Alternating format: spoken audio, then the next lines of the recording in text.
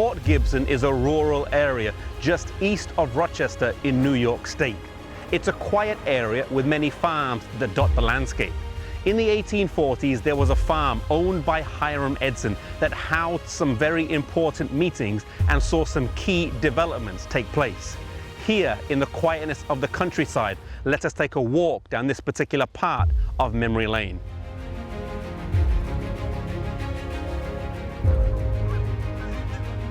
After the 22nd of October, 1844, the Advent believers were terribly disappointed as their hopes and dreams had been shattered and destroyed.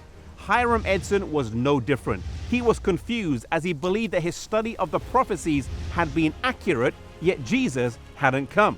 How would they reconcile this? Did they have the date wrong as some had suggested?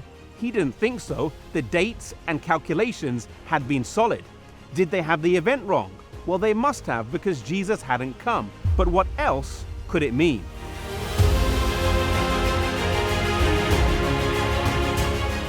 Hiram Edson was walking through a cornfield one day soon after when he realized they had gotten something major wrong.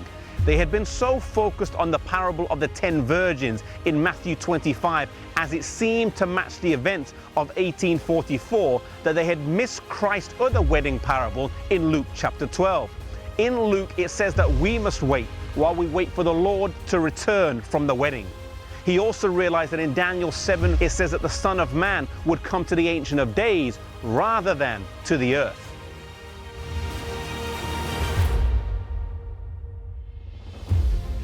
This was a revelation. Later, he would study this out with Dr. Franklin B. Hahn and O.R.L. Crozier, and they would solidify their views on this matter.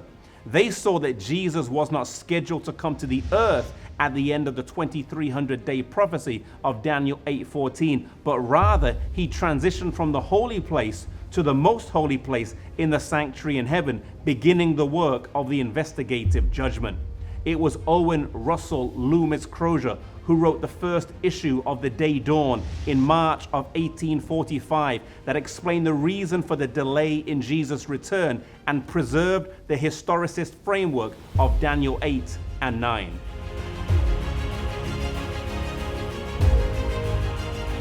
Hiram Edson's barn is also the place that Captain Joseph Bates shared the truth of the Sabbath in late 1846. As he was reading his tract, Edson jumped up and said, "Brother Bates, this is light and truth. The seventh day is a Sabbath, and I am with you to keep it." Crozier and Hahn also accepted the Sabbath, and thus this linked those in Western New York who were presenting the sanctuary with those in New England who were teaching the Sabbath. For this reason, this farm has been seen as the theological birthplace of the Seventh-day Adventist Church, for it's where the two pillars of the Sabbath and the sanctuary came together. The blending of these two teachings would form the uniqueness of this new movement. The Sabbath was not just seen as a reminder of creation or as part of the Ten Commandments, but rather in the light of the sanctuary and its eschatological or end-time context.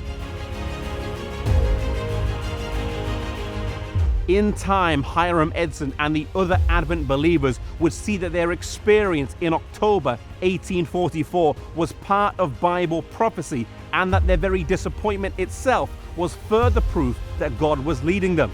In Revelation 10, it points out that their experience would first be sweet in the mouth, and then it would be bitter in the belly, and oh, how bitter it had been. The last verse in Revelation 10 admonished them, and it echoes to us today, "Thou must prophesy again."